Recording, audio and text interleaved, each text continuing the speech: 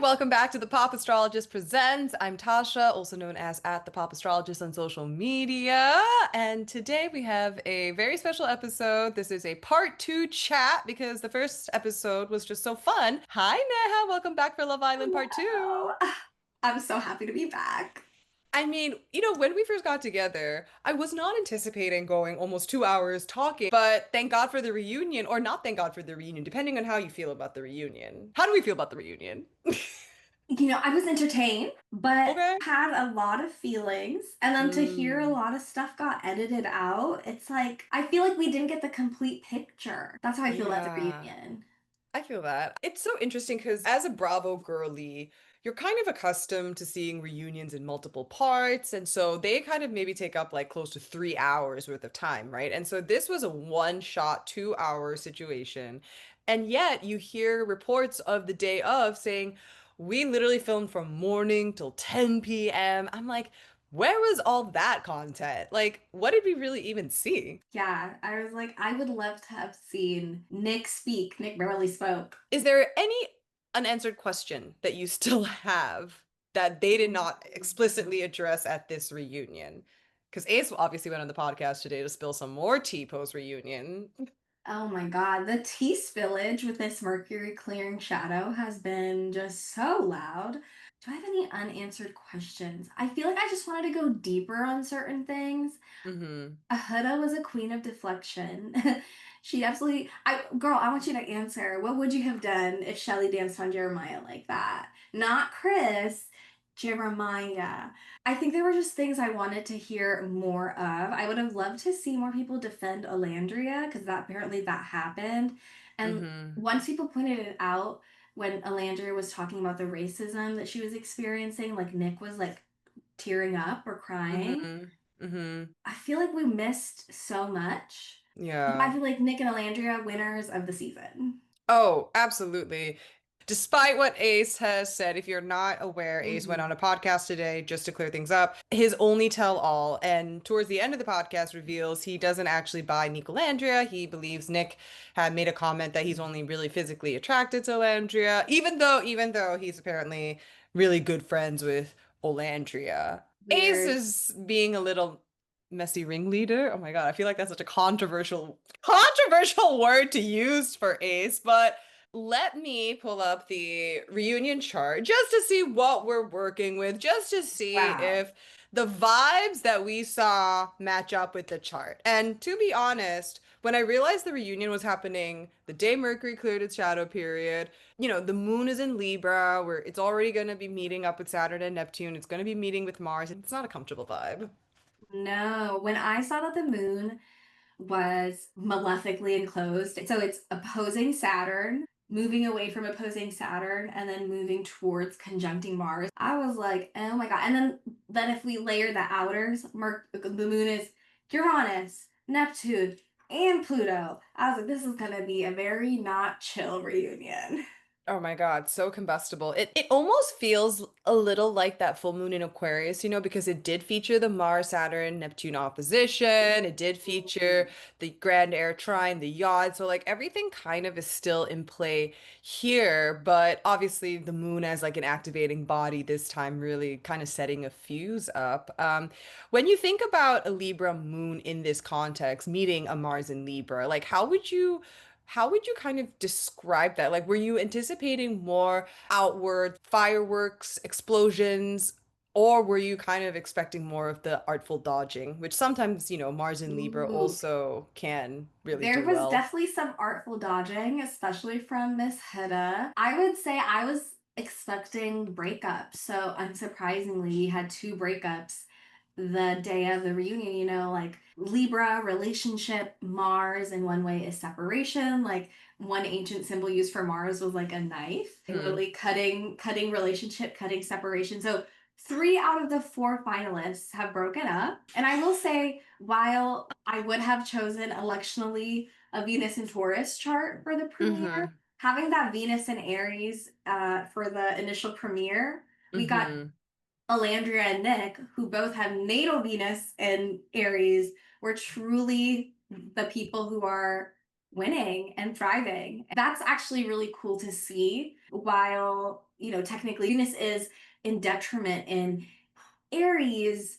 When you Mm-hmm. have a natal placement that's in detriment and it's your Venus return, that it does operate differently. It does bring, it's still Venus, right? It's still bringing Mm-hmm. this goodness. But Mm-hmm. yeah, other than Nick and Olandria, gosh.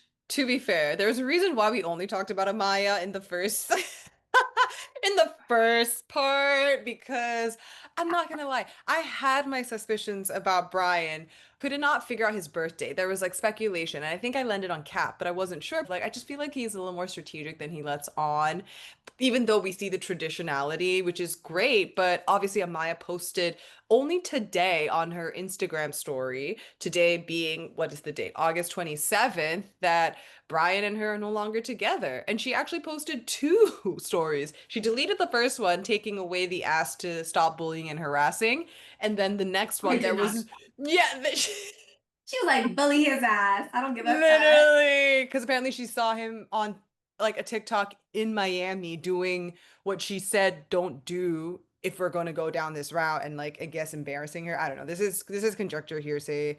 It kind of does make a lot of sense that following a new moon in Virgo, a new chapter over the weekend, Mars in Libra, a blade severing, that gets snipped. But of course, the other couple, Iris, were you sad about Iris and Pepe? I was like sad. The pause.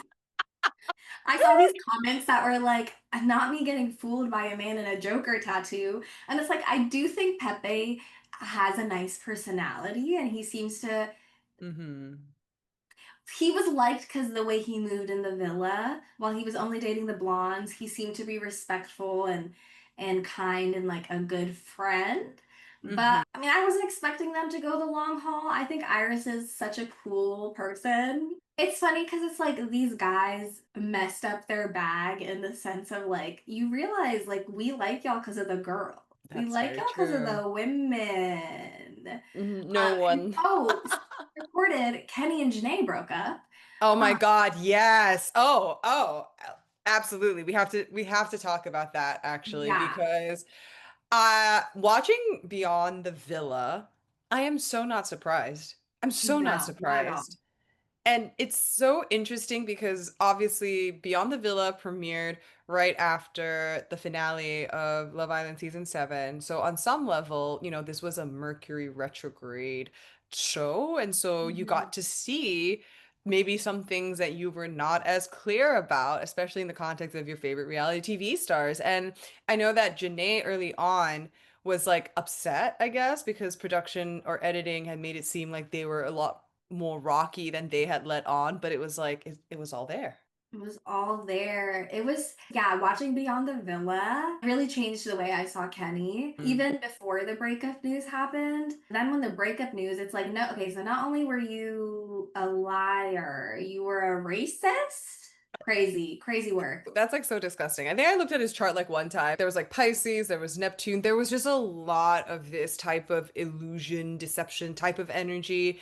I feel badly for Janae, but I also, her sag self is not gonna mope about it. Like Yes. she's moving on. Yeah, no, it looks like she's a good support system from the outside looking in. She's just truly optimistic. She just reminds me of like a Disney princess. She really does. It almost makes me wonder if she's got like that Pisces rising type of Is energy. my guess. You know what I That mean? just based on her look and like the way she Mm-hmm. moves, I'm like, girl, you are a dreamy, dreamy, beautiful woman. Mm-hmm. But also maybe buying into the fantasy or the ideal. I did not necessarily ship them hardcore, like when I saw them get together at Casa Amor. I kind of always felt like she was trying to keep up with PPG, I feel like, and the whole idea of PPG with our men. Again, it's no shade. We all kind of get caught up in the tide, but it would make a lot of sense, especially if she is super mutable, to kind of like try to move in relation to other people. But Yeah. ultimately, this just makes a lot more sense for her. She's a star in her own. She's gonna be all right. I know her, Hmm. she's going through a Saturn return. I think you mentioned like her Mars in Virgo. Wait, does she have Mars She, in Virgo? I think she does have a Mars and Virgo. And this Hold was on. happening when Mars was in Virgo, like square Venus. Um, Mm-hmm. Because this was the week of our solar return, I It remember. was So no, we our birthday week was like we had Mars on the South Node in Virgo, so you're getting a cleaning house proper.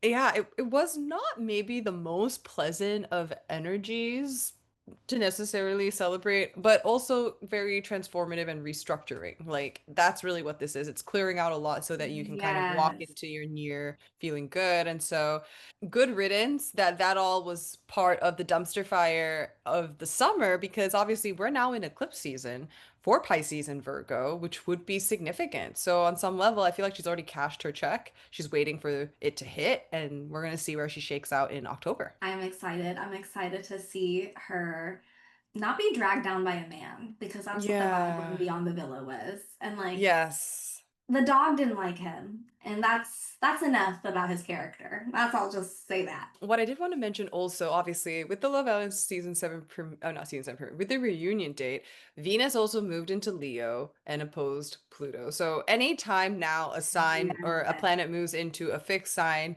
immediately it's going to meet up with Pluto. So it's just going to bring a lot of, I would say, emotional complexity, intensity, and we're recording this as the moon's about to move into Scorpio as well. So I also wouldn't be surprised to hear more things come out as the week progresses during as the episode drops even this week. But yeah, I think Venus and Pluto coming into contact with each other, there's a lot about secrets of the relationships being revealed. Yeah. There's inflection points in a relationship. What I wanted to do first was talk about Ace because we missed Chellace the first go around, and frankly, we also didn't feel like it was fair to just limit, like maybe, a 10-minute conversation when they were really such important characters this season of Love Island. And I actually think it makes a lot more sense to discuss them now because they've started to come out and tell more of their side. There has been actually stuff that's developed through the retrograde. But this is what I Yeah. have for Ace. August 8th, 2002. We don't have a time.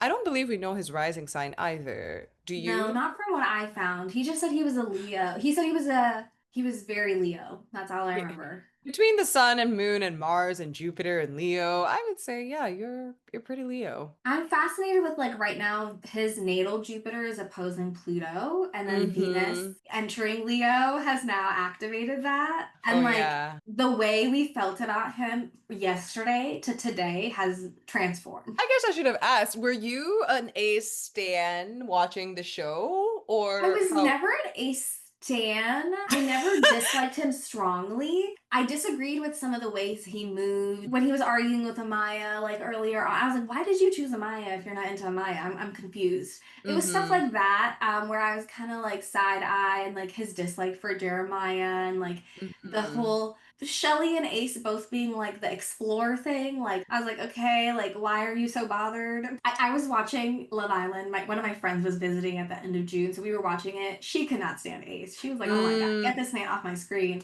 But maybe because I'm a Leo, I was like, like he's 22, he's a baby. Now I'm Mm-hmm. like, brother, that's how I feel.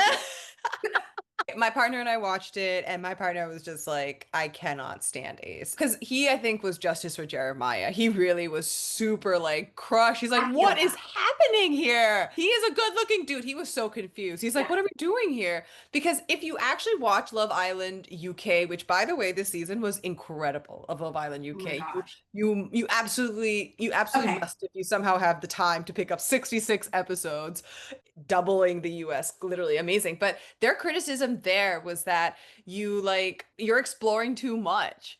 And it's so funny that the criticism in America is you're not exploring enough, and that's why you get sent home. And it was just, I mean, it did feel like Ace was kind of the ringleader. I know he hates that term, but when you have all this Leo, you are supposed to be a ringleader. Like you just have to be a ringleader. And maybe he wasn't intending it. Like he wasn't like, "Hi, everyone, please now listen to me." However, being a Leo, you do have a commanding presence, especially with Jupiter, Moon, Sun, Mars. His Mars is Kazemi. Mars and the Sun, they're both hot and dry in nature. So Mars being close to the Sun isn't as bad as say like Venus, who's more cold and wet. And she's like, "Girl, what am I doing here?" But with Mars, Kazemi, it empowers Mars, it's Mm-hmm. Kazemi is being at the heart of the sun. So it's like it said you have the ear of the king. Mm-hmm. And Mars and the sun are both very leadership. Mars does add more abrasiveness, rubbing people the wrong way, this leadership. Mars is the planet of war. Mm-hmm. So that element was there. Ace on the positive, was romantic with Chelley. It seemed like that piece was there. His Venus is in Libra. The grand gestures. Yeah, when Chelley was like, "Stop stealing people's trees" or something like Yeah. that. That was so funny. But yeah, Yeah. and it's interesting that on the reunion, Mercury was on his sun, and like he Mm-hmm. didn't do any interviews really until the reunion and after. He wasn't doing press, and it was actually kind of awkward, I feel like, to see Shelley do her own thing, but she basically was like fifth wheeling all the couples. It would make sense, if he's already getting so much hate. Like the only thing I think he did after the show, like, he released a rap song about the haters, which wasn't very good. So sorry, Ace. But like, you know what? Like, pop off, Mars and Leo. That South Node and Pluto on the South Node in Sag, trining into the Mars and Sun in Leo, it does give you that element of more manipulation, you know what I mean? And more, I Ooh. don't even notice maybe when my shadow self is coming out because it's just so easy for me to kind of operate from I'm operating as a natural leader and I'm going to state my piece and I'm going to just do this. But you don't even realize when you're projecting your own beliefs onto other people's Sagittarius beliefs, Wow. Jupiter, Leo. I think that's such a good point. I saw a post on Threads after his interview was released today that someone was like talking about Ace, and it was like he keeps talking about being honest, but being honest is not the same thing as standing on business. Mm-hmm. Um, and like you can be honest and you can be Mm. cruel. I think we're all learning in the Saturn and Neptune and Aries era, because I think a lot of people do mistake, oh, I'm just standing on business. It's like, no, you're just being a dick. Call a No, actually. spade. What? And what I also think it's interesting is, because Mercury, as you pointed out, is on his sun. So literally the proverbial celestial microphone on his sun. So he has his voice here, but then the sun also on his Mercury, right? So there's like a doubling down of I'm actually trying to state my piece here, even though it's a very wordy piece. I don't Mhm. actually feel like I know what he's saying until like because he's just jumbling. There's just a lot of words happening. What is the point here? Even when he was talking on the podcast episode today about Taylor, he was asked if he knew that Taylor wasn't interested in Olandria from the get-go. And he started bringing in like code words, like all these outside influences or all these influences, which was really code for production. It was just very weird the way he chose to handle that. It just gave him that Saturn and Gemini, like I could feel that coming out. Wow, that's a good point. I think it contrasts like maybe what I think of like say Leah from season 6, Six, who's yeah, yeah. also born on a new moon in Leo, does not have Mars in Leo. She has Mars in Scorpio. That's She's why a she Leo is. rising. Yes, Leo rising, triple Leo. She just named producers. She was like, yeah, there were some producers I didn't like. If I wanted to come back and be on the villa, I'm not going to work with these producers. So it's like Hmm. a very different way of going about things than like having this like secret code. That Hmm. Mercury Sun situation of like Mercury on his sun, sun on his Mercury, that is such an interesting Hmm. situation. Yeah. And this is what I love about astrology, right? Because you can see it play out. And yeah, of course, you're at the reunion. You are actually more of a central piece in the reunion and actually have stated more, than what we were expecting maybe in the past. But it doesn't necessarily mean that it's good. What you're saying. It just kind of describes the setting, but it does not mean it's actually good or bad. And I mean, for him, again, I'm very comfortable with the narrative of, he's trying to state his piece, and regardless if it might be a flawed subjective reality, he still has to state his piece because this is what you do in reunions. And I do think it is interesting because obviously his Venus is getting so stress tested by Saturn and Neptune right now. So, if you think about who in the cast would have maybe had a more uncomfortable time at this reunion, you would be thinking someone with early Venus, oh, sorry, early Libra placements because the moon moving in a Libra with the Mars and the opposition of Saturn and Neptune. Totally. The way the moon at the reunion chart is malefically enclosed, it's like the malefics via transit are like bashing his Venus. It's doing the same thing to. I think Austin Coppock. Originally heard this from him. He's like a malefic enclosure is being stuck between a rock and a hard place, Yes, and absolutely. I totally see that. I also think Mm-hmm. it's interesting that like he stayed silent for a while after the show, and like Mm-hmm. just as Mercury cleared shadow on top of his moon, on top of his sun, on top of Mm-hmm. his Mars, is when he finally said his piece. Um, Mm-hmm. I think that's really interesting. And then it looks like the Yeah. midheaven of the reunion is on his Chiron, Mm-hmm. Mercury, square his Venus, square this transiting Aries, Neptune, Saturn situation. So that's interesting. Oh, absolutely. Um, I was also just thinking, yeah, that Chiron is fascinating because obviously Saturn and Gemini ruling that, and you're thinking, okay, if it's squaring Venus, like it does make sense, right? Like his big thing on the show was explore, explore, explore. Like I'm not ready to invest yet, which I do believe is a Chiron and Capricorn thing, especially when it is Mm. squaring Venus in Libra. Like I have options, right? But like what's really my who really gets me? Who can I be my true honest self with? Who do I maybe get to be with outside of the grand gestures, which I know again is a very, very Leo thing. And I'm a Mercury and Jupiter in Leo. God, I love a grand gesture when executed correctly.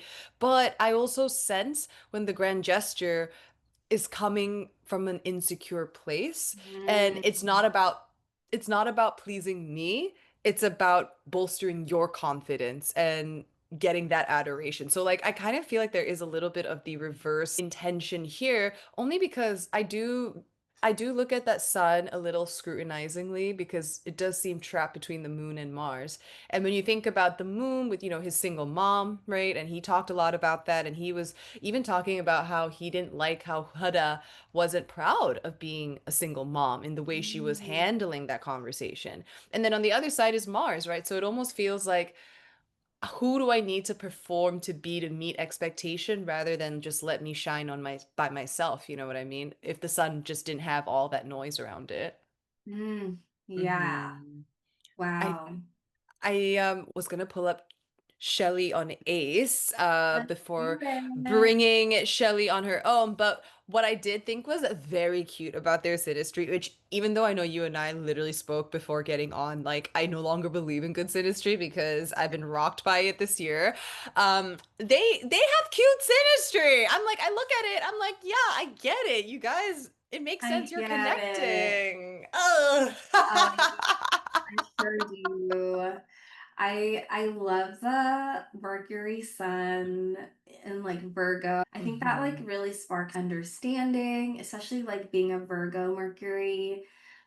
Good communication between them. Maybe Ace hasn't communicated his piece well to the general public. That hasn't been well received. It seems like Shelley and him do get each other. She also has Virgo, Mercury. I think that adds hmm to it, and both of them have hmm Venus and Libra. Like, okay, Very cute. cute. Very cute. I mean, my personal favorite aspect between the both of them is the fact that their Junos are both activated by each other. So, for folks who are listening, if you're not familiar, Juno is one of the beautiful asteroids along with, Pallas Vesta series. You should definitely look up. Demetra George has an amazing book, of course, Asteroid Goddesses. But, Juno kind of really talks a lot about like relationship soul contracts. It's not soul mate territory, but it to me describes a relationship that is worthy of a commitment or that can help you, you have a soul contract with each other. Yeah, And for Chelley, she's got her Juno in Leo, which sits on Ace's Leo sun. Hello. And he has his Juno in Virgo, which, like her Mercury, her North Node. I mean, that's really that's cute. lovely. It's That's lovely. cute. And if they do last, his statement at the reunion of like, oh, would this be your first girlfriend? And he's like, first and last. So if they do hmm last, like I think that Juno piece is definitely significant. Juno is Jupiter's wife, you know? Mm-hmm. Mm-hmm. So I mean, wifey. if I just look at her chart as a standalone, right? Like she's not, I mean, she's got a Mars in Scorpio, but other than that, she's not very watery. She is very intelligent. She does have a South Node in Pisces. So, like, but this chart doesn't necessarily scream, I'm gonna cry about my feelings. It's, I'm gonna try to understand my feelings, but I'm gonna also like try to talk about it and intellectualize it and like overthink it maybe to some degree. Mm. I'm so curious. Someone said, like, she said she's a Gemini rising, right? She said that? I think so. Definitely know she's a Gemini moon, so there's like the Gemini Yeah. there. There Yeah, was yeah, like a yeah. contrast I saw. I'm not sure. Maybe her birth, like she found her updated birth time, but someone was like, "Oh, based on her, she has the zodiac wheel on her hand," and Okay, someone was, I mhm. could not make sense of that zodiac wheel. I paused and paused and paused, and no, like, it did not make sense to me. I could not figure it out. I want to see if I can find it. But someone said it showed up as a Cancer rising. I let me see if I can. I felt like the So chart was going backwards, I think, when I yeah, which was is looking happens at a it. lot. I noticed with zodiac graphics. Yeah. Yeah, I'm it's like, definitely going backwards. But like here we can see like there's a arrow pointing up in the Cancer section. Like the mm, moon is in Gemini. Where's Virgo at? And like it looks like her sun is in Virgo. So I don't know if maybe she found an updated birth time after her tattoo or something. yeah, Um, yeah, because yeah. I think she said that she was a Gemini rising in one of the TikToks that Peacock posted. So I'm not sure. That, Either way, she's a Gemini moon and she's born at mhm, night, making the moon the sect light. But that's interesting. So it doesn't change it. Like the moon is still, everything is relatively in the same place except for the rising, if she is a Gemini or mhm, a Cancer rising. But apparently, I think in one of the interviews, she said that she was crying a lot, but they edited it out of the. Um, mm. so it just looked like she was less emotional Yeah, to someone interesting. like Huda, who is a Cancer rising confirmed, who we got to see her emotions front and center a lot. Yeah. And you know what?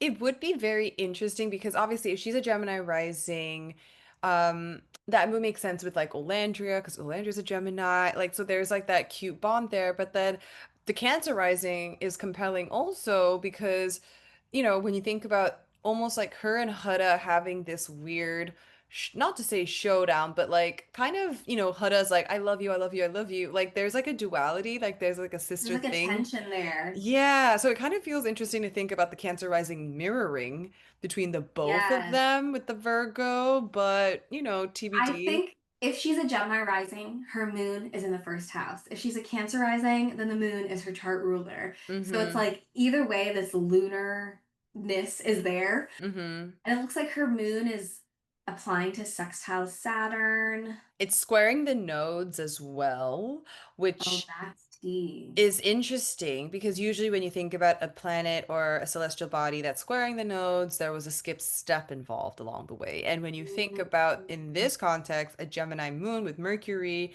maybe not like she needs to get out of her own head. She needs to get out of her own way. When you think about even again like the ace back and forth, like that was so painful to watch. Like the exploring that they did just felt like tic tac toe. Like it was a little too like too cute for me. You know what I mean? Because they would like do these flirty banter things, but they wouldn't be saying anything real. And then they would be like accusing everyone else of not like maybe just more ace. Like, you know what I mean? So it's almost like they were getting too cute with their wordplay, but not really communicating how they feel and what she actually wants. And I think as someone that has a South Node in Pisces, she actually needs to be a little more direct about what it is I need. I want the relationship to be exclusive. I want to be in partnership. But I fear that Ace is too dominant with all that Leo, so that on some level it's easy to go along with what he's saying just because it's such an overwhelming force. Yeah, I think to like layer that, like with Mercury retrograde, of that like the being in one's head, the non-linear communication. Like with the Huda and Chelley situation. I'm curious what your thoughts were about the Brian bringing Brian back for you thing was. Oh my God. That Chris situation that was so wild to me because it actually gave me so much clarity on Virgos, actually, or like a Mm. shadow side of Virgo. I'm gonna do things for you, but I'm really trying to do things for me, and I'm gonna use you as the reason why I'm trying to do this, and I'm gonna convince you this is a great reason, but I'm not trying to take up the space, but it's still for me. Like it's a Culture. Mhm. Yeah. It's Oh, go ahead. fascinating. Oh no, I was just saying it's really fascinating because again, they're both so Virgo, the both of them. They are. And What did you think? it looked like Shelley was uncomfortable. Well, like it seemed like a situation where like neither person was wrong, and I think like Mm-hmm. Huda did say what she said in a way, but I was like, was it really for Shelley? And then just with the context of like, okay, we saw what like the full that one full conversation, but I was thinking of like if I was supporting Huda, who's been Mm-hmm. crashing out over this, Mm-hmm. there's like maybe like built up emotion, if that makes sense. Mm-hmm. Because it seemed like a lot of the conflicts with Huda, where it's like maybe Huda was communicating correctly in a specific context. But then, Yeah. like, when we look at the whole picture, it's like when Huda did, quote unquote, bring back Chris for both of them, um, Huda didn't like when Chris would do the extra gestures for Shelley and Mm-hmm. not her. And it's like at the beginning when Huda and Chris were first together, Chris was seemed really receptive to Huda's communication, to her Mm-hmm. feedback. It really seemed like Huda self-sabotaged the heck out of that relationship. Um, and Mm-hmm. like I think another Virgo shadow is like being nitpicky and Oh like yeah. instead of focusing on like wow, Chris is really standing up for me even in a situation or he's not making me feel crazy, he's validating how I feel, he stood up for me during the stand on business challenge, like all of these type of things. Mm-hmm. But like it's like these small things were like the downfall of like the relationship, and it's like the communication broke down as they went on to the point where at the finale a musician comes out and I love that Huda was like, I thought that was my sister. Like, Huda did not give a single damn good answer during this reunion. Like, everything was as you said earlier, a deflection, deflection, deflection, which is. Netflix. Do you see the no? Do you Netflix see coming that? out and saying, "Don't at me," and then a Yes. Netflix representative being like, "This is no." I love that the Netflix reality stars like Tolu, from Perfect Match, they're like, I can't talk about anything. NDA. NDA. Like she is Huda, regardless of whether she tries to be funny or not, inadvertently is a meme or like a walking like she is A an meme influencer. generator. Yeah, she is so tapped into culture, and I do believe that like it's very similar to like, I mean, I can think of another Virgo stellium that has been crashing out since the nodes have moved into Virgo, i.e. Blake Lively, right? Like, Oh, regardless of anything you say or do, it's just gonna like create all this fodder because the South Node is in Virgo and it's like really conjuring all this up in the ether. So it is wow. interesting to see that too with Huda and Chelley because but Huda's really got the Virgo stellium. Huda is Huda is unique. Oh my God. So this is the first time I'm seeing their charts together, layered on Mhm. top of each other, because it did feel like there was something deeper there. Of course, with that conversation, I felt very cringe with the I love you part where I didn't know how to feel about that. It just reeked of desperation. And it does not mean that Shelley was then a bully for not reciprocating that. It kind of just gave me like the girl who wants to get the popular girls to like her so desperately. And it's ironic because obviously Huda's like very popular in her own, but then it's like kind of created this like distorted sense of who's the Yeah. bully and who's not the bully. There are no bullies. Like they all are treating each other, they're reflecting back stuff at each other. I Huda was not bullied in the villa. In the villa? No, absolutely not. Mm-hmm. I don't think so. And I think, the conversation clip that they showed was like Sierra, Chelley, Nick, and they were literally talking about how they were concerned about Huda, how Huda was treating Iris. I'm sorry, the girl who was cussing absolutely everyone out. Girl, you were bullying. If someone was bullying, and like people still Yes. gave Huda so much grace Yeah. with Yeah. her behavior. And last time I said I do have empathy for her, and like it's on the Call Her Daddy podcast, she like shared some of her, childhood trauma and so I'm not justifying her behavior, but it's like, okay, like I don't think you're Mm-hmm. like an evil person, but dude, like Mm-hmm. you literally called out Amaya and Iris for literally being interested in your man, which is the entire premise of the show. Mm-hmm. Your man and you were not exclusive at that point, and like was it Chelley or someone else, or one of the hosts asked oh, I think maybe Andy asked Huda, what would you have done if Shelley was dancing on Jeremiah? And Mm-hmm. she kept talking about Chris. And I was like, girl, we're not talking about Chris. I'm Yeah. talking about Jeremiah. And the thing is, we know how she would have behaved because just making out with Jeremiah led to massive crash outs. Mm-hmm. So I just thought it was really odd of Huda to not take any accountability. It's like, okay, like going back to Ace, he did say, okay, I was wrong for voting out Jeremiah that night. Austin should have Mm-hmm. gone home, which like facts, because what the hell was Austin doing on the show? But Insane. Insane, honestly. Even at yeah, the reunion, what were we doing at this reunion? what? What? You were not present.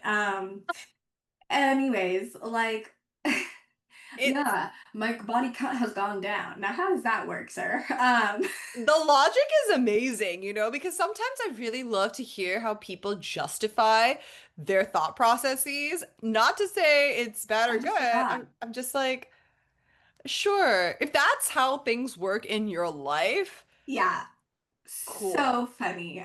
Makes all the sense in the world. Yeah, but I was not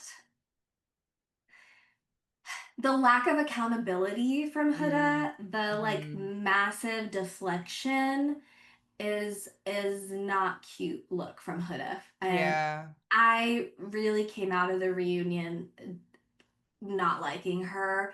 And like Shelley, while I think there are maybe critiques of, her, I Mm-hmm. think like it seemed like Shelley, I don't know, I like Shelley. I really do. Mm-hmm. And I think that maybe I didn't agree with her logic with kicking Hannah out per se and stuff Mm-hmm. of that nature. And maybe there were some confusing moments with her, Chris, and Ace for a little bit. I Mm-hmm. was just like, I really empathize with Shelley because I can imagine being overwhelmed with her natal Mercury retrograde. Her Mercury's Mm-hmm. also what's 12 minus 3? That's a 9. Yeah, yeah, yeah. so her Mercury like is moving closer to the sun. It's not technically combust, but it's under the beam. So there's this like Mm-hmm. hidden element to her natal Mercury. Same with Huda's Mercury is combust. Mm-hmm. But Which we see. yes, yes we do. Um, but I think like some people said that Shelley was talking in circles, or maybe she was Mm-hmm. rambling, and it's like, let a girl ramble sometimes. That's how I felt about Shelley. I felt like the way she was villainized to the same extent as Huda Mm-hmm. is gonna be a no for me, Mm-hmm. personally. Yeah, I think I just wish the girls were more upfront in the villa about not liking Huda. Because you Yeah. see that in Love Island UK, there is a notable girl divide. Like, it's very obvious from the get-go, and no one tries to pretend, but then it becomes its own storyline. But I think it was very evident early on when Huda started crashing out, and when, Sierra, Olandria, and Chelley would then have their asides, and they'd be like, this is wild, right? Like, we can't let this happen. But they would still be the girls' girls and like not encourage, but support her, coddle her, whatever, right? Even if they weren't maybe Yeah. explicitly coddling her, Huda took it as a sign that you're coddling me, you're on my side, where this is how it Huda never is. experienced the consequences for her actions. Nick seemed to be on the most honest with her. Maybe Hmm. Taylor. I don't know if that was portrayed as much in the edits, but that's what Taylor said after. He was always upfront about how he felt about Huda. But it's Okay, like, Taylor want to talk. okay, whatever. But Nick definitely was. Nick was like, I did not vote for you for this reason. And I love that joke on TikTok where it's like Nick is a fairy, Nick is one of the fae because he cannot tell a lie. Um, You know what? I actually disagree with it. He's not media trained in the curated Neptune and Pisces era type of media training, right? Like he is a more Neptune and Aries. It's fun. It's not, it's like you're in on the joke with us and you like this stuff, but I don't know. Something came I still like Olandria, don't get me mhm. wrong. But I do worry that on Nick's side, it is still buying into the ideal rather, or the fantasy of it, rather Mm. than actually like level setting. I believe that on Alandria's side. And so She's not very to, real. Alandria is she's a super, realist. totally. And she's methodical. She takes it slow. She's a Venus, no, she's a Cancer moon, via Virgo rising. We'll pull her chart up in a second. But like, yeah, I don't know. There's something about Nick, the way he Yeah. interacts with social media that I don't know. I don't know, but I hear I they are haven't going more followed private. They I are going haven't more followed them private. as closely on social media. I know that he's been live a lot, and I've Yeah. seen some clips. Um, But that is interesting. Mm-hmm. Yeah. I do think like Huda was coddled, whether intentionally or not. And maybe they were trying not to escalate the situation of Mm-hmm. like, okay, she's really sensitive. We don't want to have her crash out again. But I Mm-hmm. do think like compared to season six, I need to watch Love Island UK to see the reaction. Yes. Because I did You'll hear love it. You'll that. love it. You'll love it. I have no Um, doubts already. Um, while this is over, while we're in the Love Island break, I can catch up on that. This contrasts a lot from season six, where I thought the girls were very upfront. The girls were confrontational. Mm-hmm. Like even Janae and Leah with the whole Connor situation. Yes. Yes. Like, and I think that's why they're still friends because they were able Yes. to express their feelings and work that out in an open Mm-hmm. way Mm-hmm. versus um whatever reason that Huda was coddled intentionally or not, like that Mm-hmm. led to, Huda just laughing at herself crashing out. And I cackled when Andy was like, so you're a whole new person in a month? After a month? After the retrograde? You know, you brought that up for Ace too, like how he only just came out after Mercury cleared the shadow. As an astrologer, I probably would have said the same thing to Ace. Listen, people, they're going to be saying a whole lot of shit. You do not want to engage and stoke that fire until after the retrograde clears. Then state your piece. But during that July, early August time Mm-hmm. frame, this might be a little hotter than you might want to get involved with. You know what I mean? Right. Ah, yeah, totally. Especially since it happened in Leo over all his Leo placements. I'm noticing now, like, the current Mercury is going to go over Huda's Mars. Interesting if something Mm-hmm. will transpire with that. Oh my God. I mean, literally, Mercury's about to move into Virgo next week already. That Oh, will be yeah. hitting. And then here's the thing, Huda also has that 28-degree Virgo, Venus in Virgo. That will be the eclipse degree of the solar eclipse in Virgo at the end of September. So So true. and because we know her chart, right? Like Venus ruling her fourth house, so home family stuff, 11th house. So, like, maybe it is Netflix show. Maybe it is something to do with her being on a Netflix show or another dating show or, um, I don't know, right? Like her hard launch relationship. We can finally talk about it Yeah. at that point. Yeah, that would be, yeah, maybe some sort of relationship development, I think, Hmm. would be that would be my prediction for the eclipse for her. Hmm. Yeah, wow. And like they're both nodes. Oh no. That's not Chelley. Oh, oh yeah, That's the current nodes. that's the cardinal. Yeah, yeah, yeah, yeah. The third wheel is the transits Yes. at play right now. Yes, yes, yes. Wow. So the eclipses will be big for both. Look, so many, as you pointed out last time with the nodes in Pisces Virgo, there were so many Virgos this season, or Mm-hmm. people with Virgo placements, like even Sierra's a Virgo rising. Mm-hmm. Um, Olandria is a Olander's a Virgo Virgo rising. rising. Yeah. So, I'm interested to see how, since it's Shelley's nodal reversal, so she was born Mm-hmm. during an eclipse season, it looks like.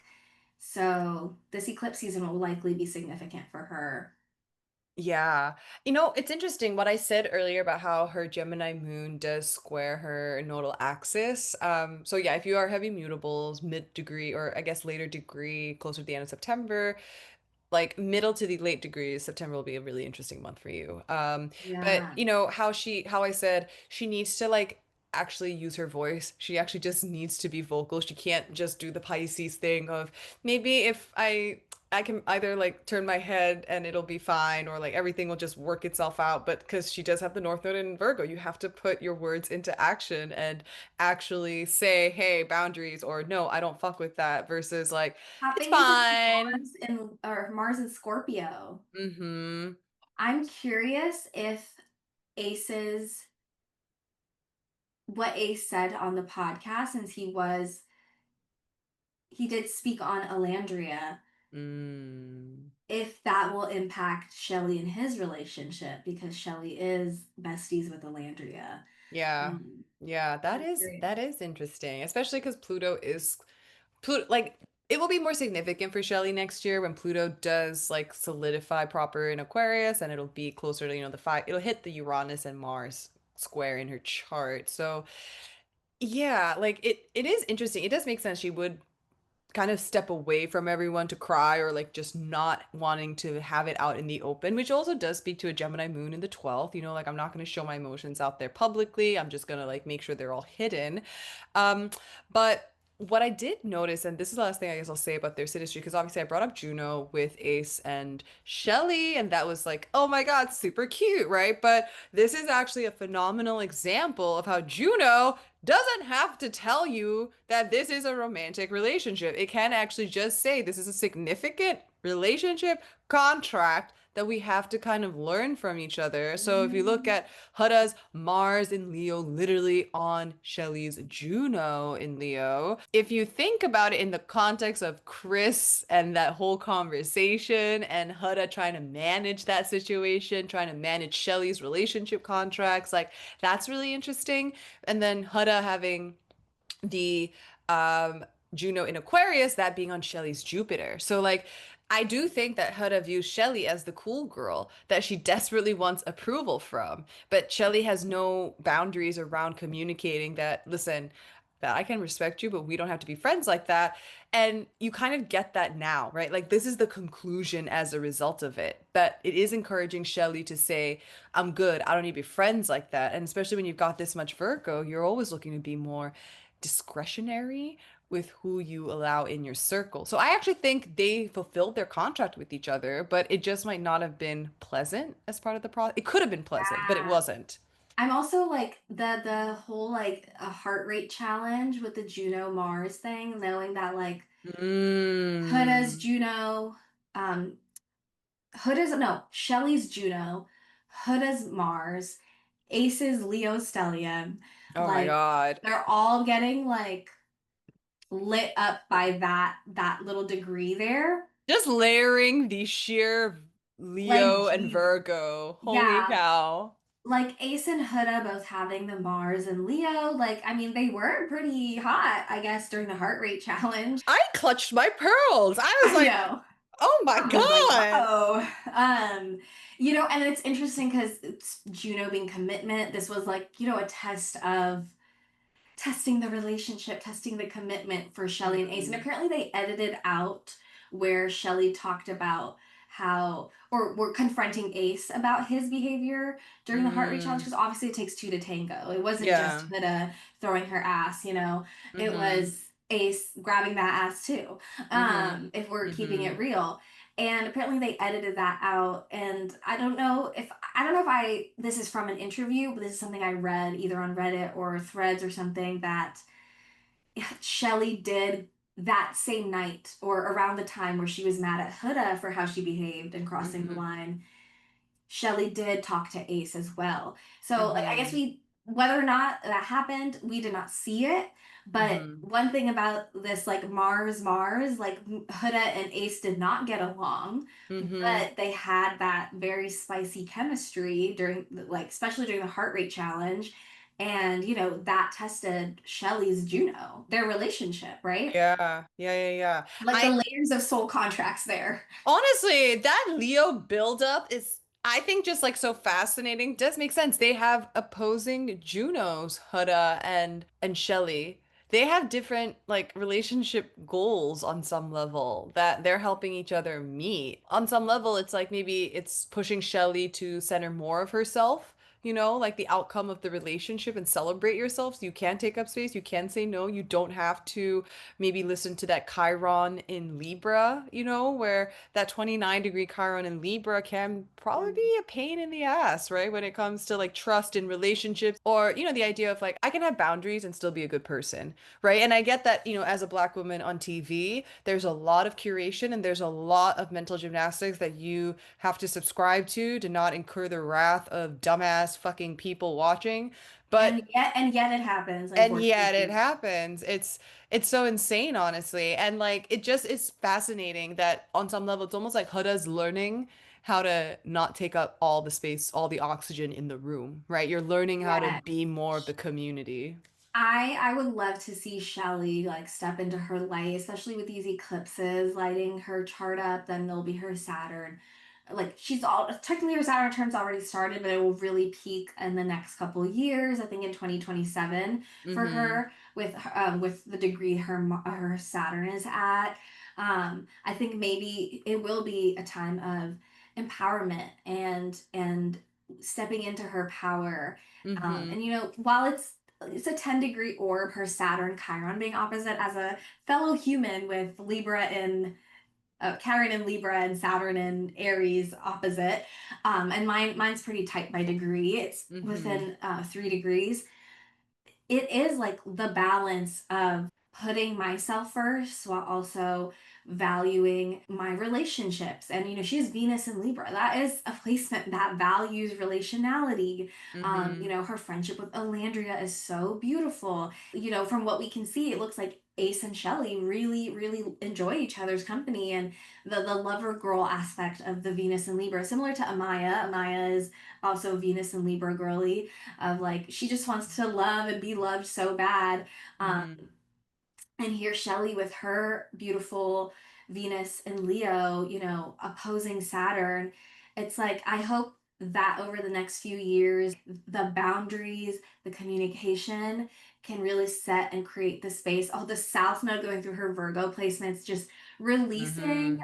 all the BS and like really coming into the South Node at its best, creates space. And it's, Mm-hmm. it's a very spiritual, it can be a very spiritual placement, the Mm-hmm. South Node. And so, I really like Shelley. And Mm-hmm.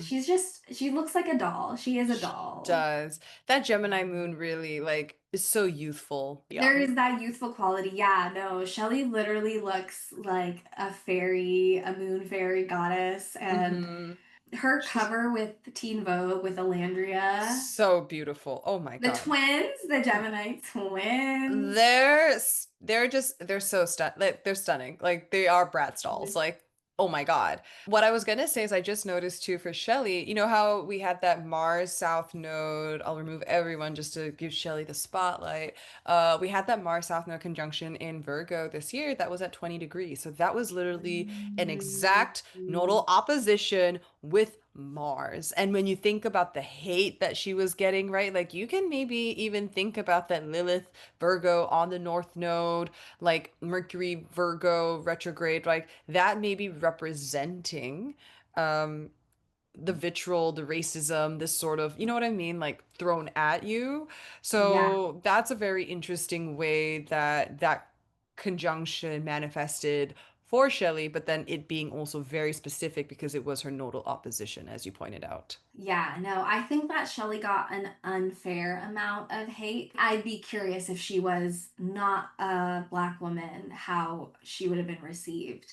Because to me, she didn't cuss people out. No, she did She was not nothing. mean. She was standing up for herself. Both Olandria and Shelley stood up for themselves and got called Hmm. mean girls. I don't understand how Olandria got called a mean girl, period, because literally watching it over, I was like, God, Olandria, say something. Say something. If anything, Olandria didn't say anything until it was like until she started cussing Taylor out. And then I'm so glad that at the reunion, she stood on business. She really articulated herself in such a like I'm not taking any bullshit. You can give me all the excuses in the world, but I am saying exactly what I want to say. And granted, Yeah. I may not have agreed with some of the hot takes that she was launching. I can respect someone trying I'm to stand curious which up ones.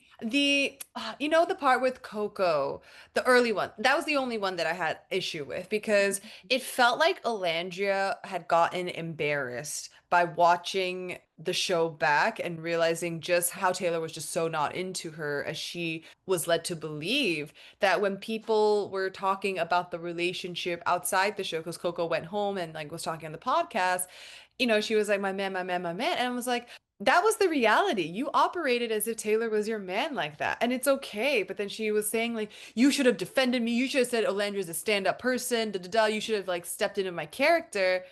It's not Coco's responsibility to do that, but also she's not in my head, like it wasn't tied to like the racism or anything, right? Like it's a different story if you're asking to speak up, like, hey, like people are literally sending me like these threats or like they are really, you know, No, affecting my the mental edit, health. the George Floyd edit is disturbing. Whoever did Oh my that, God. a horrible human. No, that's Oh my actually gosh. like that. The level of vitriol that she received, like the racism she did receive, was Mm-hmm. just Insane. yeah, so violent. On a different note, with the Coco thing, I thought Coco was being shady. I don't know if she Mm. was intentionally being shady or if she just kind of went along with the podcast host. I didn't watch that entire interview. I just saw the clip. So Same, sometimes it's hard to same. judge from a clip. Yeah, But yeah, apparently the podcast hosts were like, we were trying to get Coco to spill some tea because she was being boring or something. yeah. Yeah, I thought that was funny. But so I don't really know the full context of the Coco interview, but yeah. I do think the baby, what she kept saying, calling Olandria baby, baby, like that was just a little Yeah. condescending. Mm-hmm. Mm-hmm. And well, we did not see what was happening behind this, like what was the full picture. It sounds like so many people were like, no, we didn't, besides Ace, I guess, we did not know that Taylor was not into Olandria like that. So Mm-hmm. I'm curious what the actual behavior was, Mm-hmm. like how Taylor actually moved. Because the edit that we got, it was like, I'm not attracted to her. It seemed Mm-hmm. like all the special things that he did for her, it was like Ace initiated those things. Mm-hmm. So it's like it's like a funny thing. It's like because apparently the host, the very funny, not the host, the narrator. I don't know his Ian. name. Ethan. Ian Ian. Sterling. He, the icon himself, was like, I would have bet my house that Alandria and Taylor would have won the season. And I was like, what are we not seeing Interesting. that he was so confident that they were locked in like that. I do think Yeah. that Taylor fit her ideal. And when I was watching Love Island with my friend, she's a Mm-hmm. black woman, and we were talking about it. And Olandria did talk about it in her podcast with Tish Cyrus of Mm-hmm. like being hesitant to date a white man, you know, someone who Mm-hmm. looks like Nick because of being Fetishes. fetishized and also seeing herself with like a southern chivalrous cowboy man who Taylor was quite literally southern and a Mm-hmm. cowboy and all of that. So I do think like that Saturn Venus conjunction, what I said last time, we really wanted to see this woman loved well. And so I'm so glad that she found that with Nick and thank God she shared her rising sign. Oh my gosh, honestly, God bless. And granted, we did have it at noon because, you know, the noon chart always like somehow has its own little magic. Yes. But it just makes it so much better now to know, especially because she is a Cancer. moon also that she confirmed. So it's like Mhm. there can be only so many degrees within the Virgo rising that that Cancer moon will like apply to, you know? Yes. Yeah. Oh my gosh. Like Virgo rising. So Tish asked her like if she was a Taurus. And so it's really Mm, cool that her chart ruler is Mercury in Taurus. Like so the yes. planet that is most her. Being Hmm. that the moon is talking to both Mercury, sextiling Mercury. It's like a funny thing because they're like about to switch signs, but Moon and Venus are square, Moon and Saturn are square. Her chart is Yeah. so interesting. Her chart is powerful. It's admittedly not an easy chart. Here's the thing, even if you have an easy chart, like things are still difficult, you know, but like when you see Mars on the sun, Venus on Saturn, moon squaring Saturn, right? Like you've got the moon, which is it doesn't like to be uncomfortable, especially even though it is super empowered, it rules Cancer, it is getting some harsh, Aspects. That yeah. Moon square Saturn, even if it is a Cancer moon, is not easy. Like that's why, this month, August 2025, while we had the Gorgina Venus Jupiter conjunction in Cancer, we had Saturn and Aries like squaring off. So it's like Party pooper. yeah, right? It doesn't take away all the goodness that like Moon and Cancer brings. And she talked about how her mom had her in high school since she Yeah. was really young, and her mom worked really, really hard to provide. And she had three younger siblings. This chart is screaming eldest daughter. And it also, I think, just like her regality, her restraint, her like she said, I think in the interview with Kiki Palmer, or I don't know if it was that interview or another one, she was like, everyone called me a mean girl because I finally stood up for myself once. What about all the times that I was graceful, that I was poised, and all of those things that are very true. Her posture, Alandria and Leah's posture.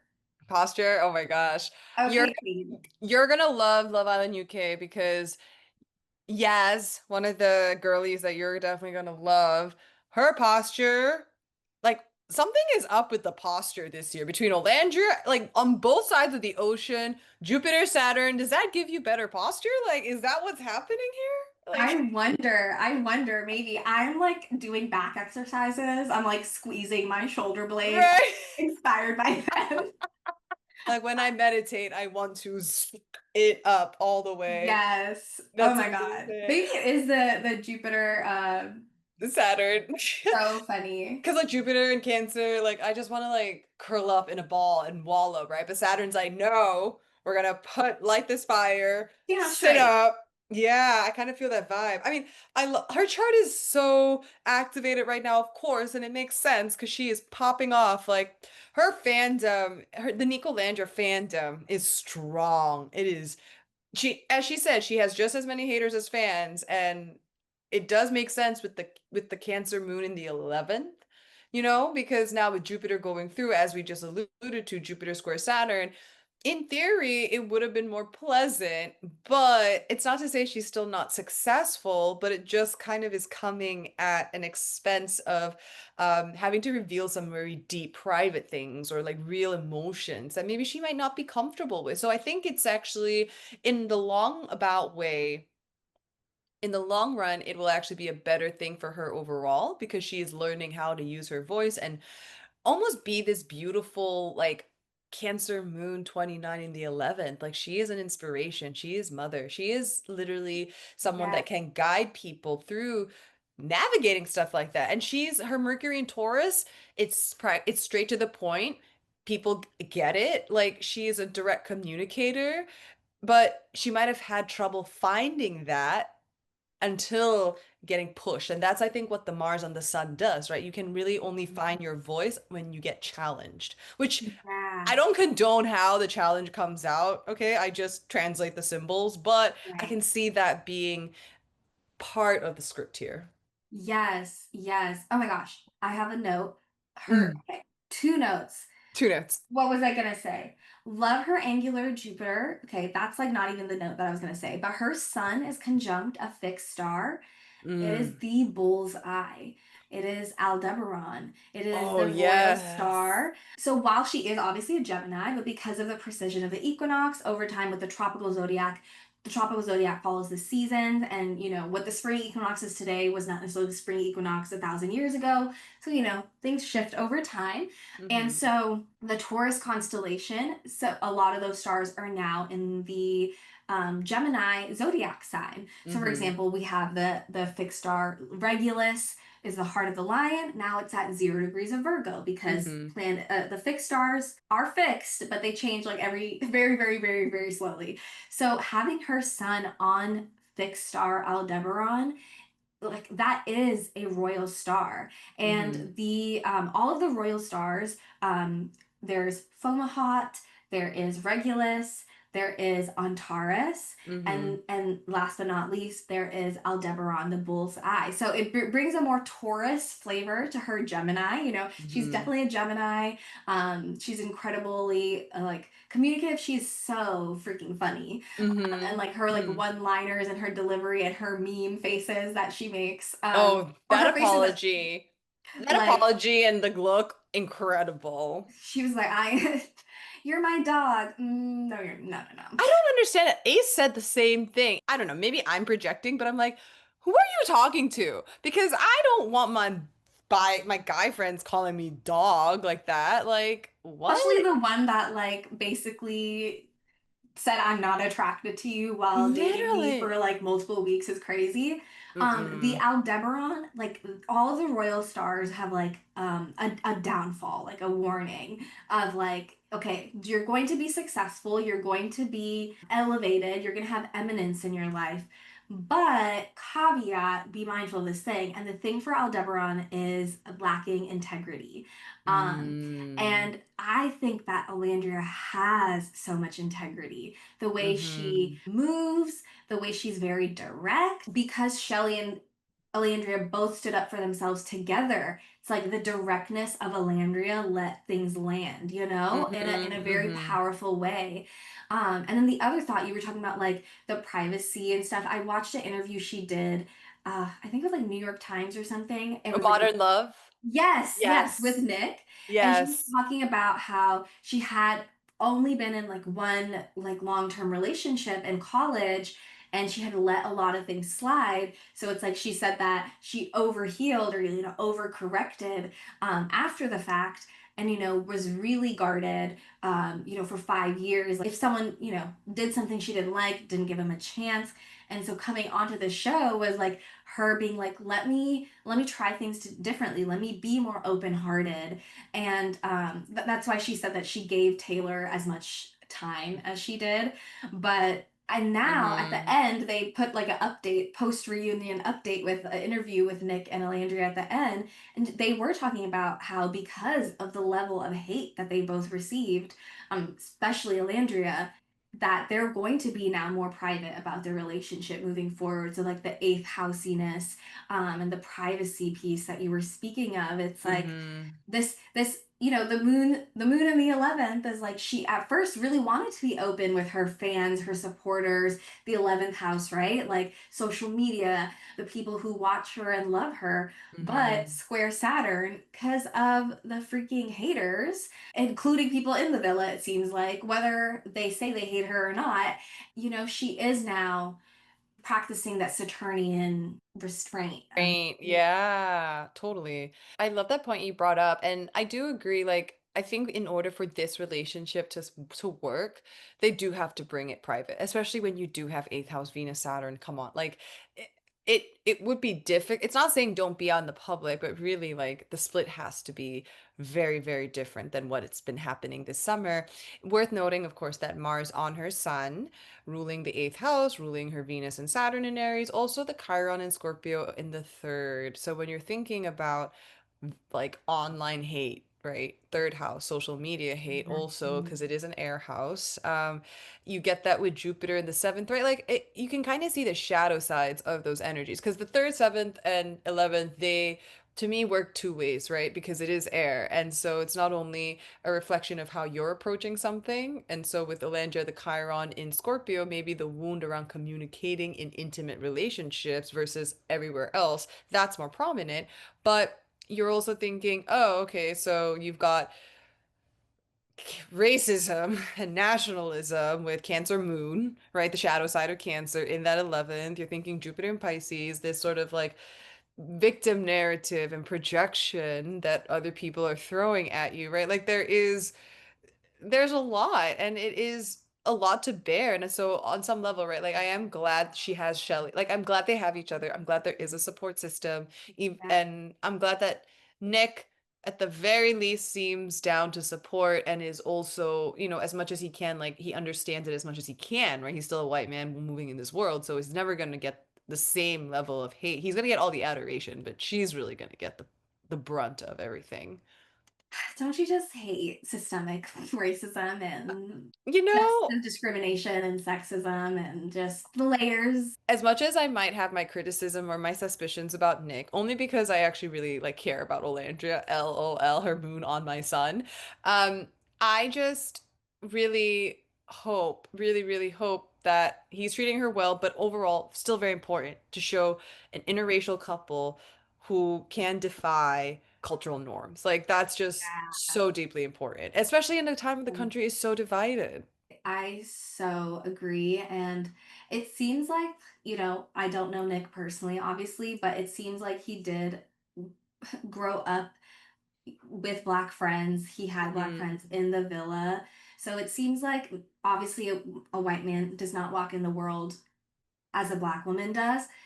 I wish we could have seen him stand up for her at the reunion. I wish, and he did Hmm. post something on Snapchat. Like I think I saw a screenshot floating where Hmm. he was talking about how witnessing what Alandria is receiving is impacting him. And like on Hmm. a positive note, I love her Jupiter in the day chart, dignified in the AF. seventh. Okay, very Yeah.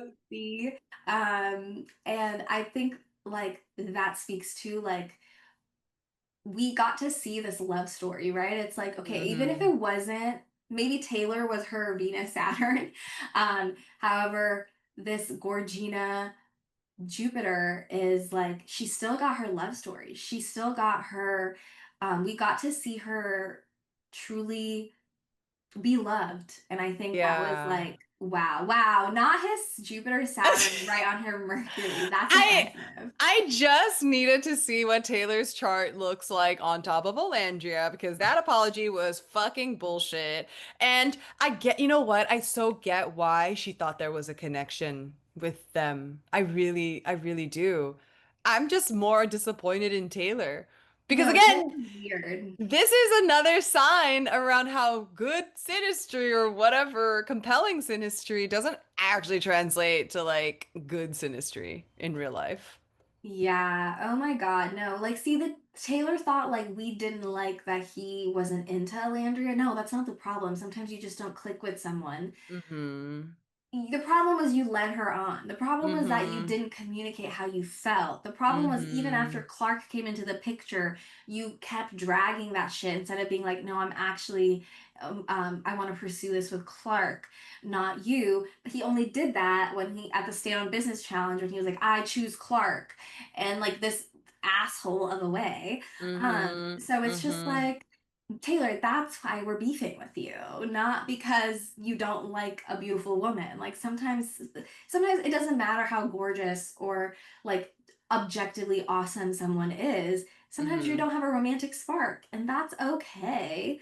But like Yeah. to make her out to be the problem during the stand on business thing was crazy. I will say this synastry does give me more siblings, like older brother synastry that has not grown up. You know what I mean? Like you have an older brother, but that older brother is still a piece of shit. So like he It never learned to reminds do me of the anything. scene where he was like, maybe no one likes you. Ha ha. What a crazy thing to say, sir. His But yeah, Mars that's and like, Gemini out of control. Okay. Out of control. What? what are you talking about, bro? I mean, but look at this too. Like her moon on his north node, like she was mom to him. She really, Mom, that's Mamacita. Mamacita. That empathy, that kindness, that like willingness to give you chances, that is like some type of mom love shit. You know what I mean? Because only a mom will put up with bullshit like that. And she has that aspect with him, moon north node, which can be cute, but in this case, it was like overtly mothering. And she then could not see the fuckery from this old little boy. She gave him He more than deserved. he deserved. And I think part of that, like again, we don't know fully, I guess, maybe how he treated her, but like what we can go off is the edit. And Hmm. it's like, bro, this man does not deserve your nurturing, kind heart. No. Nick also has the Saturn Mercury, right, with her as well. So, it's the same year. Mhm. So it's like they're the same class, right? So, but for whatever reason, the Jupiter here just like compounds it, like compounds the Taurian, like, we'll take it very slow. It's Right. okay. I think We're, Venus's Nick being in Aries mm, changes the vibe, mm-hmm. where it adds the Venus on Venus rather than Yeah. Taylor dragging his feet. Do you see where that Venus and Venus in Aries situation between I was going to say Frico Nico, does that embody what Ace was saying to some degree? I'm playing devil's Ooh, advocate about okay. Nick only being attracted to her physically. Because also at the end of the day, right? Like we still haven't figured out what Nick's birth, like whether he's a Pisces or Aquarius, I think. Like, Or Aries, and I think. or yes, yes, yes. And it was like, okay, well, if I think about it, Venus and Aries, Venus and Aries. Before we started recording, I was kind of talking about my relationship and how I was Hmm. born right after Venus retrograde in Gemini, and Venus in Gemini, the years that it goes Cazimi, the years it goes retrograde have been significant relationally for me. Hmm. And so I don't know if they were born the years that Venus went retrograde in Aries, but because they have natal Venus in Aries, the Venus retrograde in Aries cycle is Hmm. significant for them. So I think it's interesting that, they met this year and it's like fate kept pushing them together, right? They both got booted during Casa Yeah. Amor. They got brought back together. Okay, then Sierra got booted. Okay, they got back together. So think that piece is interesting. Hmm. I I think Nick is genuine. I mean, I don't know this Hmm. man, right? Yeah, yeah, yeah. But I think that it seems like he definitely valued her as a friend. And I think Mm. if there's an attraction and there's a friendship, I think that's a recipe for a good relationship, generally speaking. So I don't know if that's, we have Ace's word that that's what he said behind the Hmm. scenes. Who knows? Who But I knows? do think that even if at the beginning, because Nick was kissing Olandria during the blindfold challenge, during pretty much every single challenge that existed on the Hmm. show, that there was obviously that physical chemistry and attraction that, I mean, all I can do is hope that it's genuine Hmm. because I want to see Olandria win and be loved. And whether it's Nick or another man, Hmm. she Yeah. deserves the world. And I think that I wish we knew Nick's birthday because I feel like we would be able to see things more clearly. If you want Hmm. to drop your birth time, Nick, He should have dropped his big three when Olandra dropped her big three. Like, come on, Nick. Come Nick, on, if pick you up want the to know the pieces. tea. Pick up I the know you can pieces. download CoStar just to pull up your stuff, even though CoStar is not my favorite. No astrologer is like, we love CoStar. But But I appreciate that people it popularized it in such a yes, way that sure, pull up your pull co-star. up your chart. Yeah. Yeah, yeah, yeah. Just noticed that because I'm like all about the nodes, evolutionary astrologer girly. Olandra's Venus and Saturn does square Taylor's nodes also. Growth, a Mm-hmm. growth like cycle.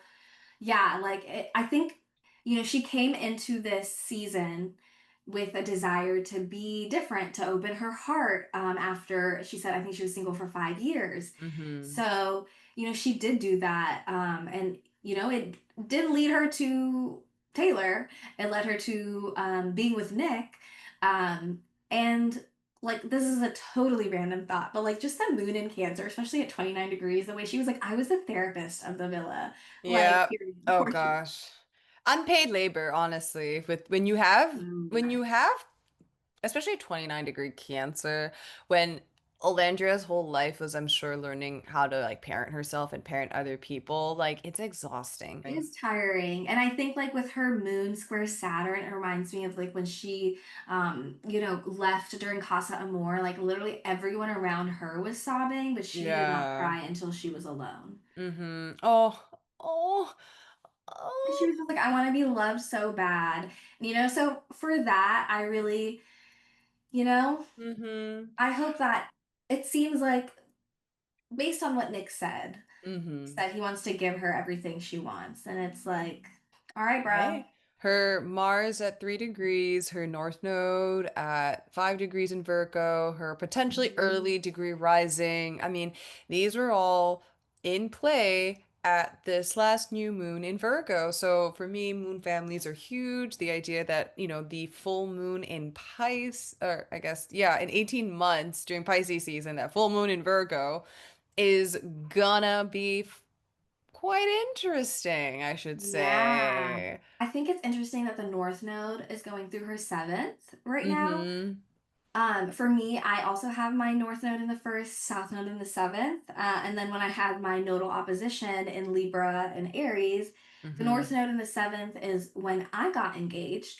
So it's like, the North Node increasing this really, like after years of being single. I think that's Mm-hmm. cool. So the eclipse is going through her first and her seventh. And I think, like, her nodal opposition, the South Node going through her first, she was like, let me shed my old ways, right? Like, let me let go of the guard that I've held up and step into a new way of being. It's her Saturn return, your Saturn return, her Saturn and Venus in the eighth. So naturally, that means like full-fledged commitment in my mind. Like we're really doing it and we are committing in such a way that is actually kind of courageous. I'm not just blindly Yes. accepting, I am really taking my time and intentionality. So don't rush things. Don't rush things, Olandria, because Yes. Yeah, it sounds like they're 2027. not based on what they've Mm-hmm. shared. And like, I think the Mars conjunct Sun, like Mars at its best is courage. And Mm-hmm. she has this in her 10th whole sign house. We don't know the exact degree of her midheaven, but it's like being courageous publicly. Like that takes a Mm-hmm. lot of guts. And here's the thing, when you have 10th house planets, like your life is on display, regardless if you are intentionally trying to keep it out of the spotlight.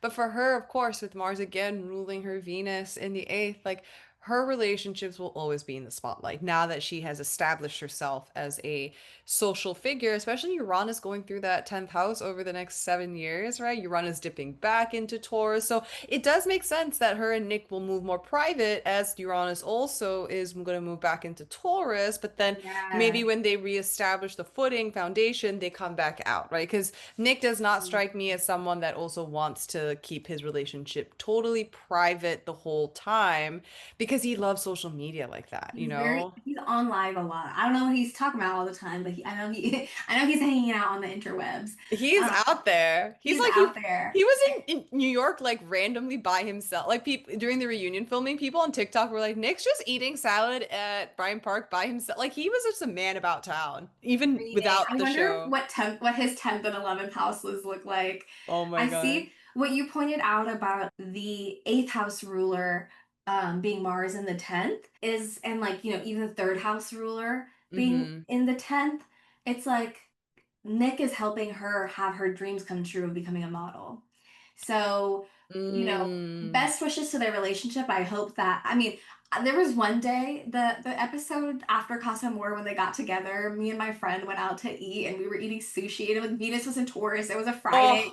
And I was like, is beautiful. that her husband? Like I was just eating sushi, living my best life, Mm-hmm. just like gushing over them. Hope Mm-hmm. that is the case. And even if not, whether they are or not, that man is helping her get established as a model, which I mean, she's got the looks for it, absolutely. Her Stunning face, the face cheekbones. card is crazy. The body is so T. Mm-hmm. Um, Mm-hmm. so like even in that way of like this man is helping her career. Mm-hmm. Oh my God, yeah. Especially, I just pulled the solar arcs just to see. Oh Mm-hmm. my God, her North Node now is in Libra. When you think about the modeling career in her second house, Saturn on that South Node solar arc. Yes, everything that you I'm not just said. familiar entirely with solar arcs yet, but Oh, is it yes. direct? Is it primary directions? Is that the same? Yeah, if you don't have a birth time, you should look at solar arcs for your birth chart because everything is just anchored to the sun 1 degree a year. Mm, So everything the chart just moves a degree and it's still to me biographically or autobiographically when a transit hits the solar arc, I can make a prediction something will actively happen. is this similar to progression, secondary It's progression? similar. Yes, it's very similar, but This is like the progressions. primary Yes, progression. exactly. So like progressions, it is based of the planet motions as well, right? Because it's following the days after your birth, but Yeah, solar arc is really just the one sun degree. is the anchor, correct? And so you really just move the Nice. chart over. It is my favorite quick and dirty technique, especially if someone does not have a birth time that you can't get precise with transits and things like that because there is activation that naturally does arise. Love that. If stuff is hitting. And I mean, that's really interesting, right? Because she's got the Venus and Saturn solar arc. Like everything also, it makes a lot of sense in terms of the chart evolving. Lilith on the solar arc, Lilith on the Chiron. That makes sense that there's this Mhm. activation now too, right? Like in terms of the disproportionate amount of hate that she's receiving with even like the George Floyd stuff, like it. Yeah, it kind of is wild, but what I was also just thinking about, because we obviously have a Venus-Jupiter conjunction in Cancer, one more go at it, God bless, next year in June, but closer to the end degree, that will be on her Cancer moon. So that will be a really beautiful Beautiful. moment to keep an eye out. Ah! I love that. I love that. I was doing a lectional with like a client and a friend, and we were like, why is Mars in Taurus during that time? Why is Saturn in Aries? I was like, we're just gonna enjoy the square for what it is. I mean, the conjunction of Venus and Jupiter. I Oh know my it's Venus and Jupiter this year is really, it's really testing. It's really testing the idea of, benefics in motion, right? Because it really is showing that you cannot just view things singularly. You really do have to goodness. take the whole sky into Right. It's consideration. like, is it lucky? Yeah. And Yes, and my thing yes, is and blessings are blessings in disguise, okay? I So on a very random note, okay, so like we don't so apparently Taylor Swift got engaged 2 weeks ago. August 10th on the full moon in Aquarius. On her nodes, correct. Yes, yes. Her Sorry. dad, Ed Kelsey dropped the T. It's No, I saw that he said it was like 2 weeks, but I didn't get the date. Oh, August Oh 10th. my God, the day before the, because I was like, okay, if it's not on this Virgo moon that was very Mm-hmm. benefically enclosed, it was a beautiful new moon we just had, and right, so Mm-hmm. it makes sense that we had the announcement, after the new moon Yes. on Fixed Star Regulus, of like Mm. of like celebrity, right? That's the little celebrity star. Yeah. But the fact that she's a Cancer moon and she has Jupiter in Cancer getting engaged on basically the day before the Venus Jupiter conjunction went Mm-hmm. exact. The full moon in Aquarius. She also has Venus in Aquarius.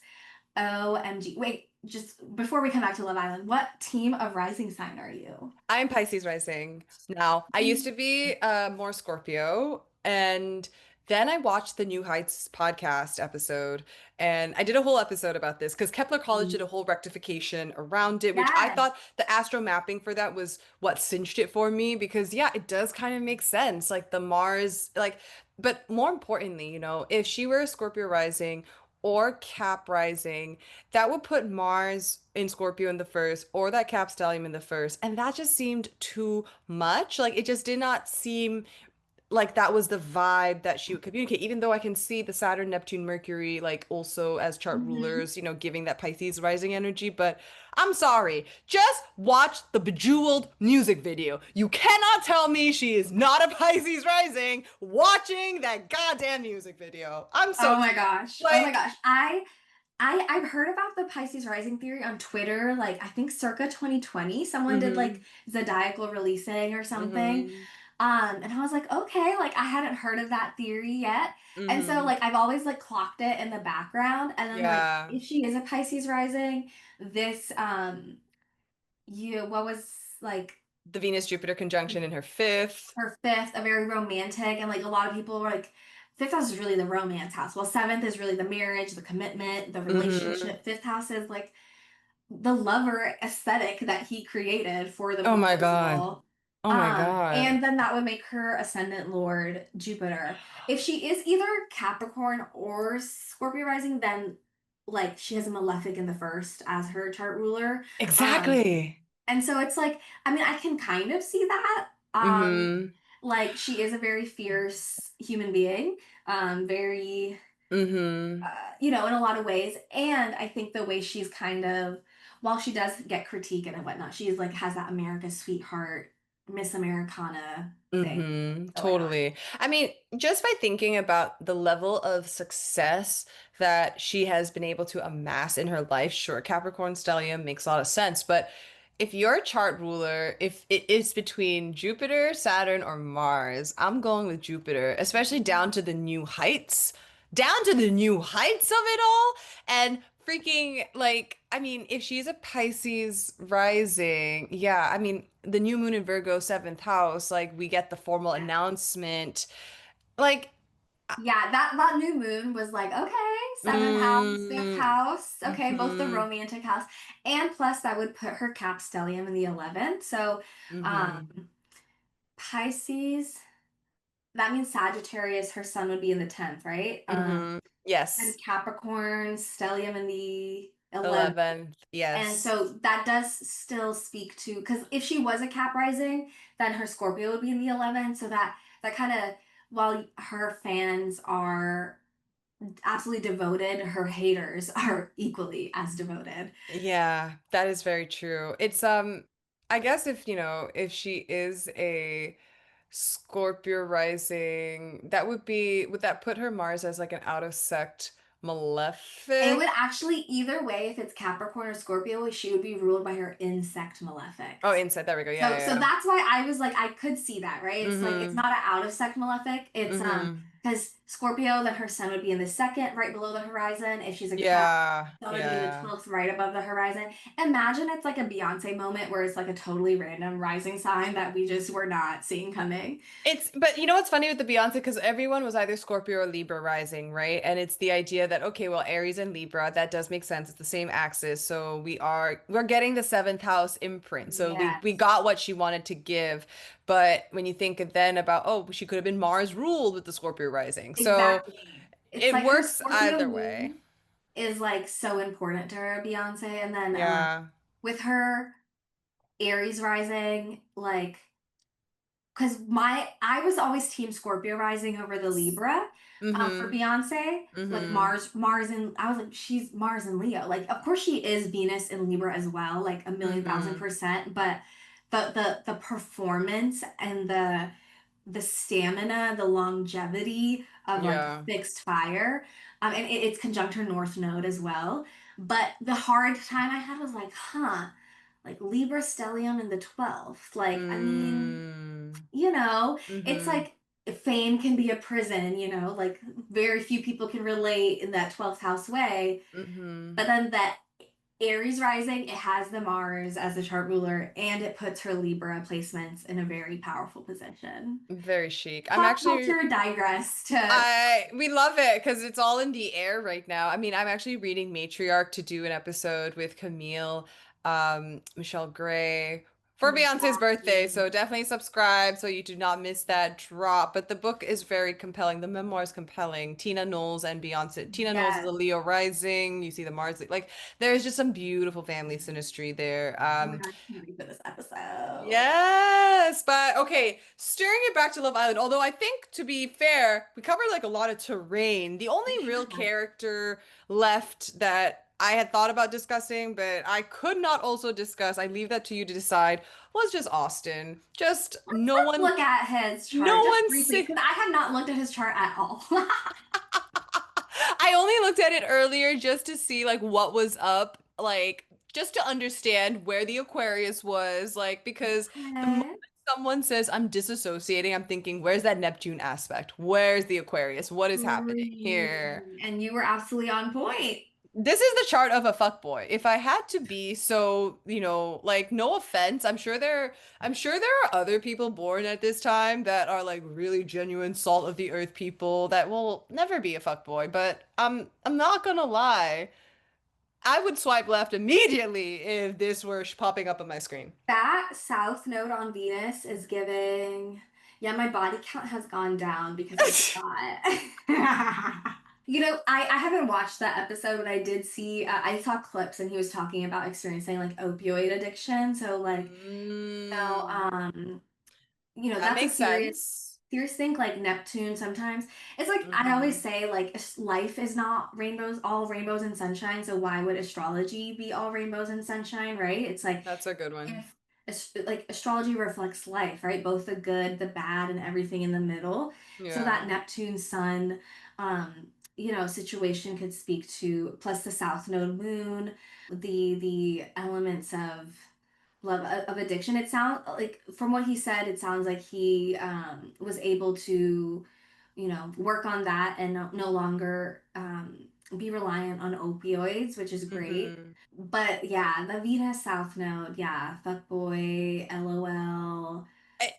I mean, also Mars and Saturn in opposition, Oh wow, exactly. in a T square with his Capricorn sun. Yeah, Mm. wow. Yeah, this is like a Mm. pretty tense chart, not gonna lie. Like I would be friends with him. Here's the thing. I would be friends. He would be a funny guy to be friends with. Granted, based on what I've heard about his political beliefs, etc., in real life, we might not be friends like that. But I can see where he would be a better friend than a partner for until he's like sorted himself out. And so Yeah.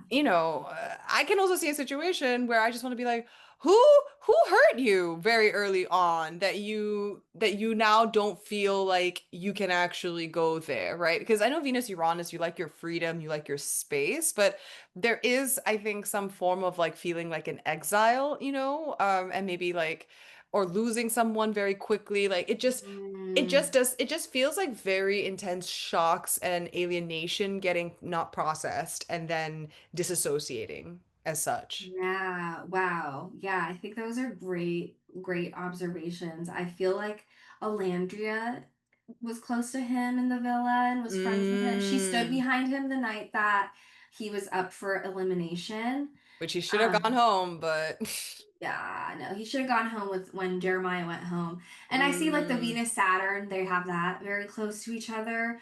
So I can hmm. see their connection there. And Ah, oh, interesting. Her Chiron on his Lilith, though. I don't fully, I don't know. There's I feel something. like Alandria is a good friend to him. I did not Mm, see I did not see his like, I did not know that they were close until like she stood hmm. behind him at that elimination. I was like, huh? Yeah, Alandria that stood was behind Austin? confusing. Yeah, Austin, I don't know if I'd be friends with him, but if I were acquaintances, I would definitely be laughing. I'll just say that. Yes, it took me a long time to come to this point because obviously, like as an astrologer, right? Like when someone comes to you, there is no judgment in terms of what the chart is. It is what it is. But Mhm. what I will say is, Austin and my synastry is because his T square is literally opposing my Cancer sun.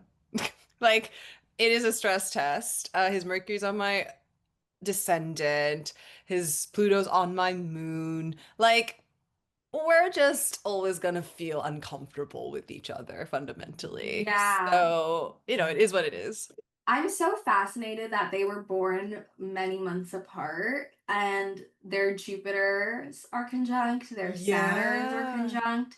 But they are not born like, a couple weeks or something from each other. They're born Yeah. I don't Like know how many months that is, but a lot of months apart. And like I see now why I hadn't looked at Austin's chart to be honest. And so seeing hmm this, I'm like, okay, I can kind of see why they were close. It is interesting that their moon and sun are exactly opposite. So like I don't know Mm. if they'll stay close outside the villa. hmm Sounds like Austin's not great at responding to text, lol. LOL. I feel like she has more of a soft spot for him, i.e., like she's never gonna maybe like say, "Hey, we're friends like that," but if he ever had a pickle or so, was in a pickle and He's needed no someone to talk Chelley. to. Yeah, yeah, that is Yeah. very true. That is very true. Yeah. But wow, Austin, like, and I don't even say this in a mean way. When I was just seeing him on screen, I was like, this man looks like Phineas from He Phineas and does. Ferb. I He was like, that's does. all I could see. And then like Jeremiah looked like the yassified filter. I was like, and Yes, Facetune all the way. You know what's so interesting? Because obviously we talked earlier about how this was a Virgo Pisces year. We therefore see a lot of people on reality T or Love Island, the people who blew up, having prominent Virgo, permanent Pisces placements. And so when I think about Austin's chart and all his Leo, I mean, sorry, all his Aquarius, and I think about Ace's chart too, all his Leo, I do wonder if they both would have benefited from waiting one more season to come on. I wonder, yeah. Yeah, I that would have been interesting to see. Mm-hmm. Yes. Oh, go ahead. Because I'm not going to spoil anything for Love Island UK in case you do end up Mhm. watching. Is it on Hulu? It is on Hulu, correct? Okay. Yes, all of it's out on The reason I Hulu. haven't watched it is because like I don't know where it's at. So I was Yes, like, no, it's on Hulu. It's okay, cool. blessed on Hulu. But one of the girls that really, I guess, is super well liked by people, she literally has a Cancer stellium.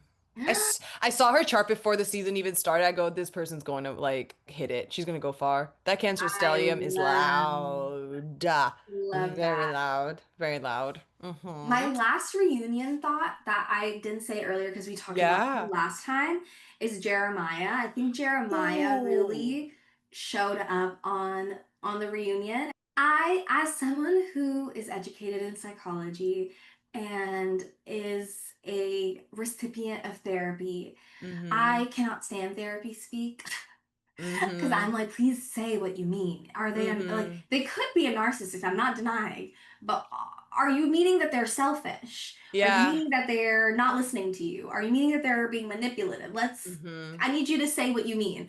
So I lived for when he came in and defined love bombing Mm-hmm. and requiring manipulation and intent, right? Someone being really lovey-dovey immediately is not necessarily love bombing.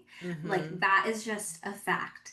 Like then earlier when we were talking about Huda and how she says, I love you, I love you, I love you, oftentimes in difficult conversations, such as the one with Chelley, or even I think very early on, one of the first or second episode, Huda accidentally said, I love you to Jeremiah. And I'm like, so who is really doing the love bombing? Mm-hmm. But I just Mm-hmm. wanted to shout out Jeremiah. I think he really held his own, and he's just this like nerdy dude, We who's love got him. jokes, who maybe didn't land with Ace. And his latentness of the Leo Mars is like, I don't like your jokes. Oh my gosh. But I think Jeremiah like is a jokey guy. So like I'm just curious to see if there was like a nemesis thing, just like 1 second before we wrap. okay, let's see. So like like the Taurus stellium and the Leo stellium are squaring each other. Yeah. So they're just like Yeah. they operate so differently. And then even like Ace's Virgo Mercury squares his Mars and Moon. Mm. Ace's Mercury squares Jeremiah's Moon and Mars. Um, and wow, Yeah, that's yeah, square action. In theory, they could have worked it out on the remix, with the trines to Venus and girl. Taurus, but that square is Yeah. brutal. It sounds like they did Ace did say he made the mistake of sending Jeremiah home. So I will give Ace his a gold star for that one thing. Just that Hmm. one thing. Just, I was also gonna say, I mean, because obviously the divide in the villa is very prominent. It's literally Ace, Shelley, Olandria, maybe Taylor.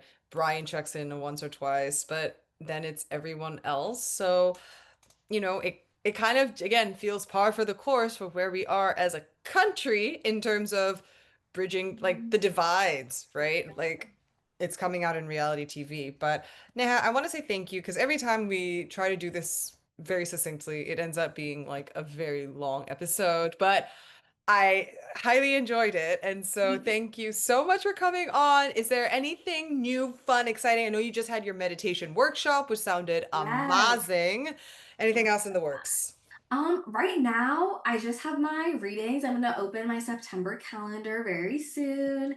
And you can always reach out to work with me one-on-one. I also love doing like speaking, workshops, guesting. So if you're into that, feel free to DM me on Instagram. And I just started like an Instagram broadcast channel where I post Ooh. my astrology updates and like follow me on threads. That's where I like yap. Those are the places I yap the most. If you want to just connect, follow me for free, Instagram threads. And if you want to work with me, one-on-one sessions and one-on-one work. And right now I don't have an immediate workshop or anything coming, but just know as Jupiter in my 10th, there are things in the works. Yes, ma'am. And if you're looking for an electional girly, I feel like Neha just dropped some gems Yes. in that channel. So definitely subscribe to Oh my that. God, electional stuff. Wait, I want to. This is like maybe not as an American the best date, but September 11th is a really auspicious date. There's a really lovely this year, just this year. Just Uh, this. yeah, I was like looking at September. I was like, what are, and I was like, why would it be this day? I was like, as a brown person, I don't think I'll be doing anything too publicly, but this Right, really right. beautiful, benefic Taurus moon. Mercury will be in Virgo, so mercurial things. And we'll be with the South Node. So, um, you know, keep that in mind of like the release or the draining or the letting go or the integration piece will definitely be there. And Mars, Saturn will be out of Aries. But Oh, yeah, nice. that is the one election I'll offer. Oh my gosh. Thank you for dropping that gem, little gift to wrap up the Yeah. episode. Well, thank you so much for tuning in. As always, like, subscribe, share with your Astro besties, and I will be back with yet another deep dive coming soon. You Woo! won't want to miss. Bye.